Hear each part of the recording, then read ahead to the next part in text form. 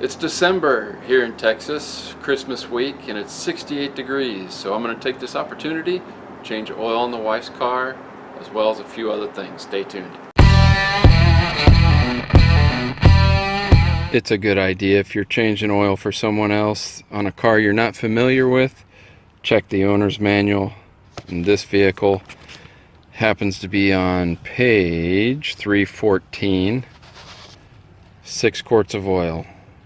This is the V6 Go-Getter engine.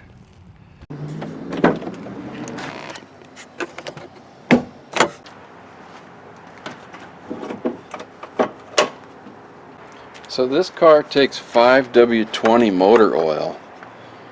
Motorcraft recommended. So I did the good thing and bought some synthetic STP.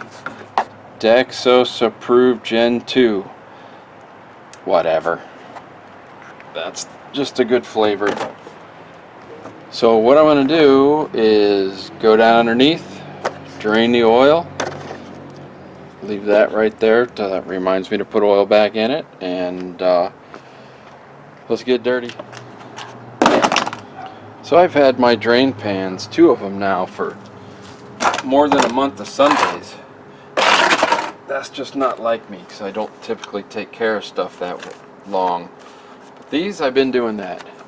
Here's your oil filter for a 2013 Lincoln MKX. I'm just gonna scooch right under there, and the drain pan is right on the other side of the wheel, in a little bit.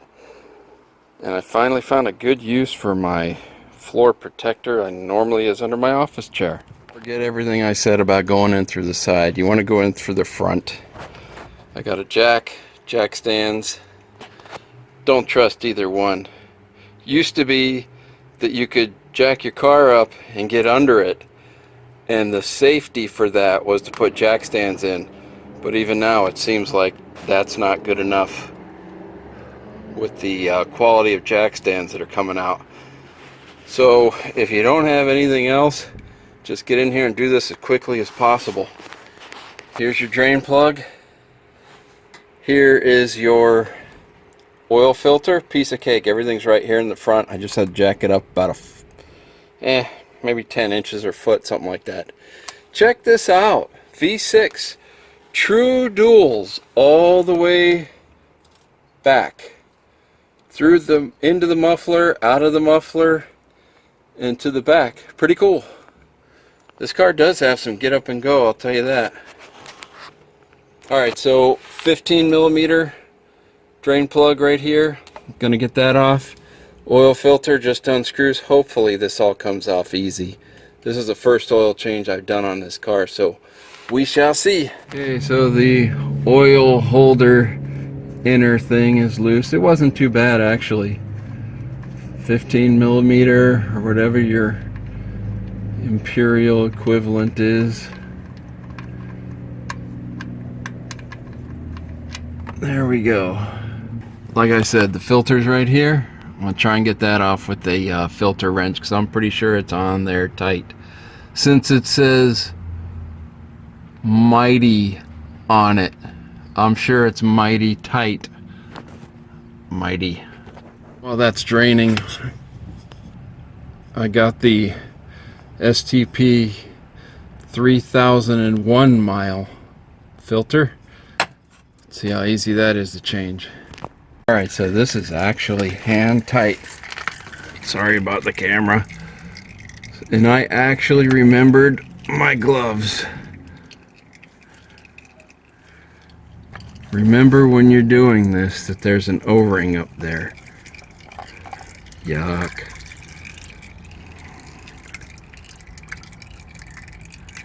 While that's draining, these gloves remind me of course, the current pandemic times we're in, and the History Guy on YouTube. It's a channel called The History Guy. I'll tell you some history about similar situations we've been in just like this in the past, and what they did to combat it. Yuck. Excellent channel. Well, the oil's definitely still got viscosity. Man, is that slippery. Alright. I like to use this. There we go. Put on the new.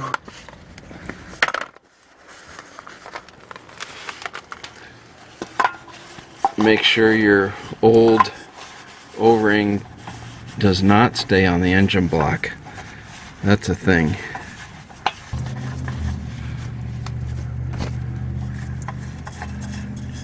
There you go.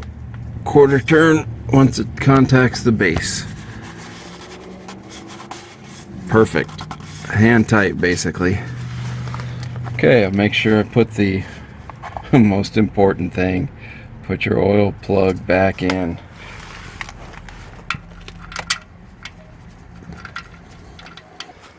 Okay, next step, tighten up that oil plug. Never walk away from a loose or untorqued bolt, and then add your oil.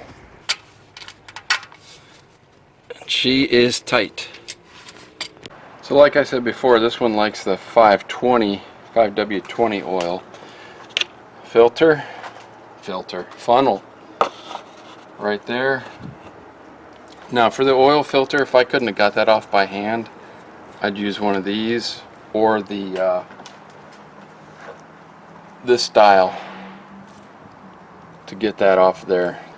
So since this guy takes 6 quarts, I'm going to go ahead and use this 5-quart jug. I'll skip to the end so you don't have to sit here and watch this.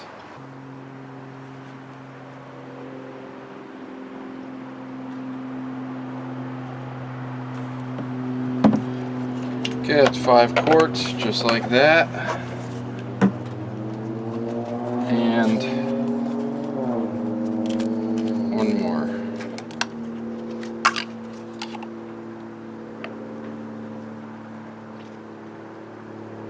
If you've never done this before, it makes a difference in how you hold the bottle. There's a reason why this is on one side. If you were to do this like that, you're going to get that. But if you turn it to where this is towards the top, then it flows out nice and easy. There we go. There's our 6 quarts. Actually, wifey's waiting to go to the store, so I need to hurry up and get this wrapped up. Okay, checklist. I know I made sure I tightened up the oil drain plug as well as the oil filter. That's it. Check the oil one time and she should be good to go.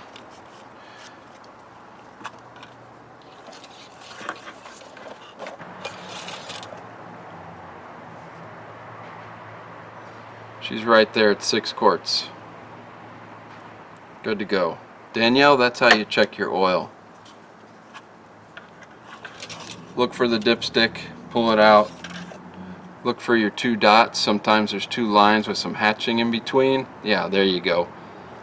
That's what this size has. Make sure that it's all the way at the top. If it's all the way down here, you are 1 quart low on oil.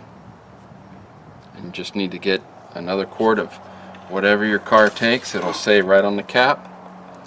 And put it in just like you saw me do it earlier. Now it's time to go in the car without these on and check the reset the oil light. Here's something I could not find in the owner's manual. I had to Google it. Key fob, engine start 2 times. That brings up your screen. If you're a Lincoln owner, you'll be familiar with that. Vehicle settings. I'm using the steering wheel controls to do this.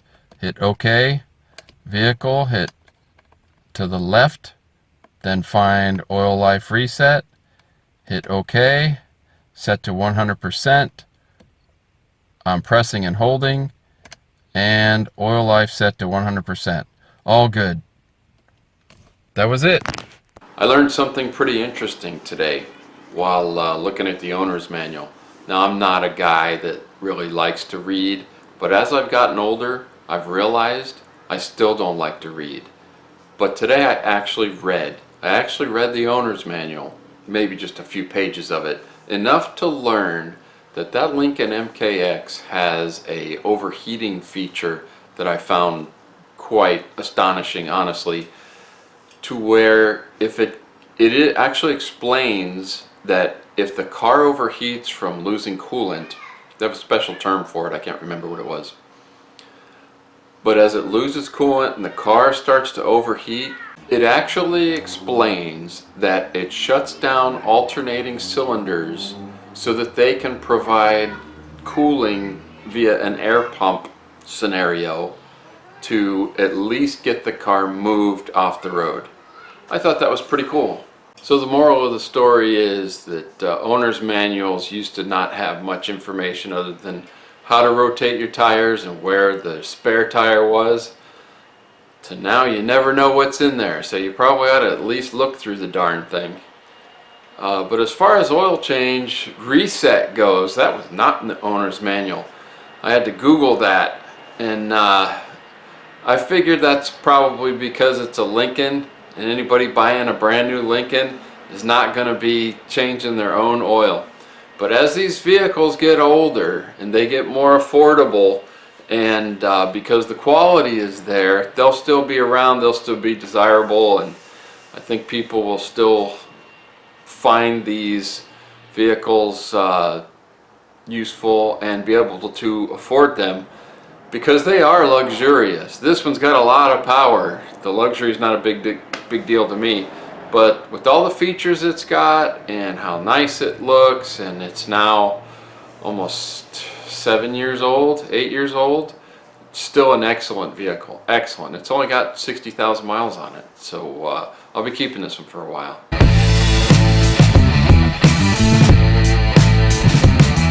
Let's try again. We'll take it from the top, not the top right here. As I've gotten older, I've go to vehicle settings, hit OK, nope. Then go down to vehicle and oil life reset. Okay, here it goes. Go down to vehicle oil life reset. Okay, let's try that again. Here we go. Settings. Try it again. As I've gotten old, I still don't like to read.